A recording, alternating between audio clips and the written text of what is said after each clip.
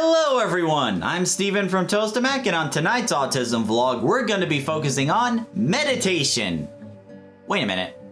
How exactly did I get into meditation, you may ask? Well, last week I stumbled upon a news article where an 8-year-old autistic boy was using meditation in an attempt to not only reduce stress, but also to gain a better understanding of the connection between the body and the mind, the connection between his emotions and his actions. I'll leave a link to the article in the description down below, and I highly recommend you guys read it because the more I read into this story, the more I began to be intrigued by the idea of meditation in terms of helping autistics out. So I took the liberty of doing some research on this subject in an attempt to answer the big questions tonight. What is meditation and how exactly can it help autistics? Let us begin, shall we? Oh, right, for those who are new to the channel, we at Tostemac upload new videos on Fridays and Saturdays. So if you like what you see, don't forget to hit the subscribe button to stay up to date on the latest vlogs. Now with that out of the way, let us begin.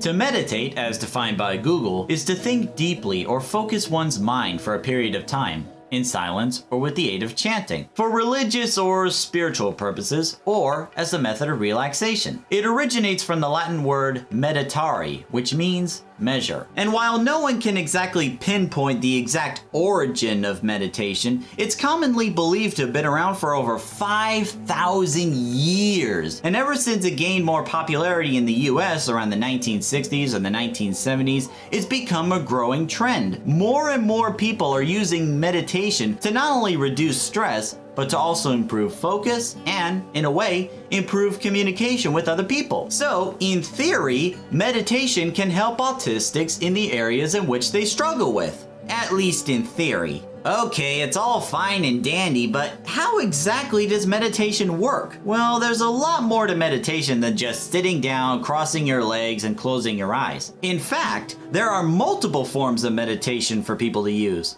But for the sake of this video, we're only going to go over 7 of the more popular forms in order for you to get a better understanding of what meditation is. The first one on our list is the loving kindness meditation. This involves repeating a certain message about love and appreciation for all things around you, both the good and the bad. This helps reducing anxiety and stress and frustration since you're not spending that energy hating something with every fiber of your being! Sorry about that. The second one on our list is body scan or progressive relaxation. This focuses more on the human body, just relaxing your body and finding areas of tension and letting that tension go, like letting it flow down the creek. This particular meditation can help with better understanding your body, not just about where certain areas feel tense, but to give you a better understanding of what exactly is going on in your body, like if you're feeling sick, what are the certain feelings, or when you feel something like your skin or your clothes or something hot or cold, how do you describe that feeling? And once you gain a better understanding of that, you can communicate that sensation to other people so that they can understand you better. Number 3 on our list is mindfulness meditation. Rather than focusing on the past or the future, this one focuses on the here and now. The present. Not only does this help reduce anxiety and stress, it also helps build focus, but also gives you a better sense of judgment since you're not focusing on your past mistakes or the future of what could possibly go wrong. The fourth one on the list is breath awareness meditation, probably the most simplest form of meditation out of the 7. This just focuses on your deep breathing and nothing else. Simple, right? But how does this help? Well, when you're focusing on your deep breathing and nothing else, you're blocking out all the other elements around you. This would be especially helpful for autistics that have trouble with overstimulation or getting easily distracted by other elements around you. By focusing on your deep breathing and nothing else, you gain the ability to focus on one particular subject and shut out the other elements around you, reducing sources of overstimulation and reducing the risk of you getting distracted by the elements around you. Number 5 on our list is called Kundalini Yoga. This is more of an active form of meditation, as it revolves around moving your body to certain poses and focusing on deep breathing and relaxing and stretching the muscles of your body. But If you're gonna do this form of meditation, I would recommend 2 things. 1, be physically fit for this because the less physically fit you are, the harder this will be. I should know, I tried it. And number 2, if you're gonna do this, try taking a class or 2. That way they'll walk you through the warm-ups, how to do the different poses right, because if you don't do these poses right, or if you don't do the warm-up before the yoga, you'll end up hurting your muscles for a week.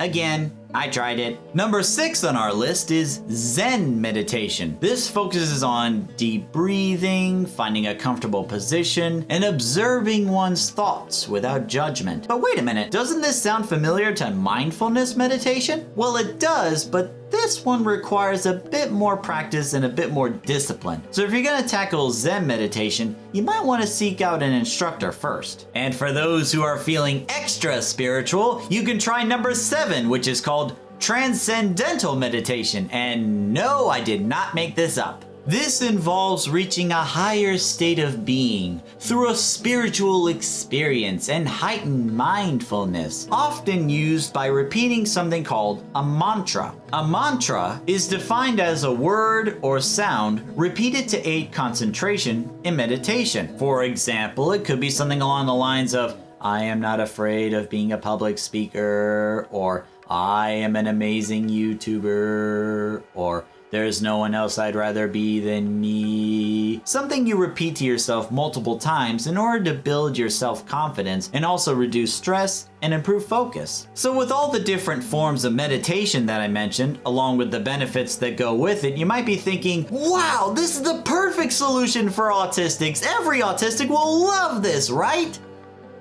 Don't be so sure about that. Just as each and every single autistic is different, each and every single autistic will respond to meditation differently. For some it might be great, but for others, since this is a sensory exercise, it might be too much for them. Just the idea of focusing on the senses that are supposed to be very sensitive might be a bit too much for them. So while some autistics may find meditation as a source of comfort and improvement, other autistics might not find it that comfortable. So you'll either love it or you'll hate it, but first you gotta try it.